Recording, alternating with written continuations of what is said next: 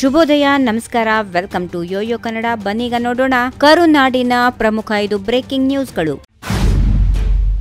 ಮೂಡ ಕೇಸ್ನಲ್ಲಿ ಜೈಲಿಗೆ ಹೋಗುವುದನ್ನು ಸಿಎಂ ಸಿದ್ದರಾಮಯ್ಯ ತಪ್ಪಿಸಿಕೊಂಡ್ರು. ಆದರೆ ವಾಲ್ಮೀಕಿ ನಿಗಮ ಹಗರಣದಲ್ಲಿ ಸಿಎಂ ಸಿದ್ದರಾಮಯ್ಯ ಜೈಲಿಗೆ ಹೋಗಲಿದ್ದಾರೆಂದು ಮಾಜಿ ಸಂಸದ ಪ್ರತಾಪ್ ಸಿಂಹ ತಿಳಿಸಿದರು. ರಾಜ್ಯದಲ್ಲಿ ಕಾಂಗ್ರೆಸ್ ದಿವಾಳಿಯಾಗಿದೆ. ಕಾಂಗ್ರೆಸ್ ಪಕ್ಷದ ವಿರುದ್ಧವೇ ಅವರ ಶಾಸಕರು ಮಾತನಾಡುತ್ತಿದ್ದಾರೆ. ಮುಂದಿನ ಚುನಾವಣೆಯಲ್ಲಿ ಬಿಜೆಪಿ ಜೆಡಿಎಸ್ ಸರ್ಕಾರ ಬರಲಿದೆ ಎಂದು ಹೇಳಿದರು.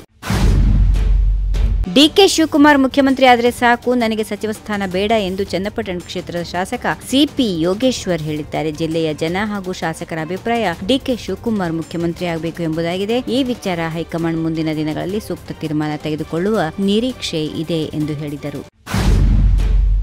ಮುಖ್ಯಮಂತ್ರಿ ಸಿದ್ದರಾಮಯ್ಯ ಹಾಗೂ ಉಪಮುಖ್ಯಮಂತ್ರಿ ಡಿಕೆ ಶಿವಕುಮಾರ್ ಅವರ ದೆಹಲಿ ಭೇಟಿ, ವರಿಷ್ಠರ ಜೊತೆಗಿನ ಸಭೆ ಚರ್ಚೆಗಳು ಕುತೂಹಲಕ್ಕೆ ಎಡೆಮಾಡಿಕೊಟ್ಟಿದ್ದು, ಬರುವ ಗುರುವಾರ ಇವರಿಬ್ಬರು ಕಾಂಗ್ರೆಸ್ನ ವರಿಷ್ಠ ರಾಹುಲ್ ಗಾಂಧಿ ಅವರು ಇವರಿಬ್ಬರ ಜೊತೆ ಚರ್ಚೆ ನಡೆಸಲಿದ್ದಾರೆ. ವಿದೇಶ ಪ್ರವಾಸ ಮುಗಿಸಿ ವಾಪಸ್ ಆಗಿರುವ ರಾಹುಲ್ ಗಾಂಧಿ ಜೊತೆ ಈ ಇಬ್ಬರು ನಾಯಕರ ಭೇಟಿ, ಚರ್ಚೆಗಳು ರಾಜಕೀಯವಾಗಿ ಮಹತ್ವ ಪಡೆದುಕೊಂಡಿವೆ. ಕಾಂಗ್ರೆಸ್ ಶಾಸಕರ ಜೊತೆ ರಾಜ್ಯ ಕಾಂಗ್ರೆಸ್ ಉಸ್ತುವಾರಿ ರಣದೀಪ್ ಸಿಂಗ್ ಸುರ್ಜೇವಾಲಾ ಅವರು ಸಭೆ ಬಗ್ಗೆ ಬೇರೆ ಅರ್ಥ ಕಲ್ಪಿಸುವ ಅಗತ್ಯ ಇಲ್ಲ ಎಂದು ಮಹಿಳಾ ಮತ್ತು ಮಕ್ಕಳ ಕಲ್ಯಾಣ ಇಲಾಖೆ ಸಚಿವೆ ಲಕ್ಷ್ಮೀ ಹೆಬ್ಬಾಳ್ಕರ್ ತಿಳಿಸಿದರು. ಸರ್ಕಾರ ಇಲ್ಲದಾಗಲೂ ಶಾಸಕರ ಕುಂದು ಕುರುತೆ ಕೇಳುತ್ತಾರೆ. ಇದು ಪಕ್ಷದ ಆಂತರಿಕ ಪ್ರಕ್ರಿಯೆ. ಇದಕ್ಕೆ ಬೇರೆ ಅರ್ಥ ಬೇಕಿಲ್ಲ ಎಂದು ಸಚಿವೆ ಲಕ್ಷ್ಮೀ ಹೆಬ್ಬಾಳ್ಕರ್ ತಿಳಿಸಿದರು. ಗೃಹಲಕ್ಷ್ಮಿ ಹಣ ಪಡೆಯುವವರಿಗೆ ಕಾರ್ಮಿಕ ಕಾರ್ಡ್ ನೀಡುತ್ತಿಲ್ಲ ಎನ್ನುವ ಪ್ರಶ್ನೆಗೆ ಉತ್ತರಿಸಿದ ಅವರು, ಗೃಹಲಕ್ಷ್ಮಿ ಯೋಜನೆಗೆ ಕಾರ್ಮಿಕರು ಒಳಪಟ್ಟಿದ್ದಾರೆ. ಯಾರಿಗಾದರೂ ಈ ಯೋಜನೆ ತಲುಪದೇ ಇದ್ದರೆ ಆ ಬಗ್ಗೆ ಕಾರ್ಮಿಕ ಸಚಿವರೊಂದಿಗೆ ಚರ್ಚಿಸಿ ಕ್ರಮ ಕೈಗೊಳ್ಳುವುದಾಗಿ ತಿಳಿಸಿದರು.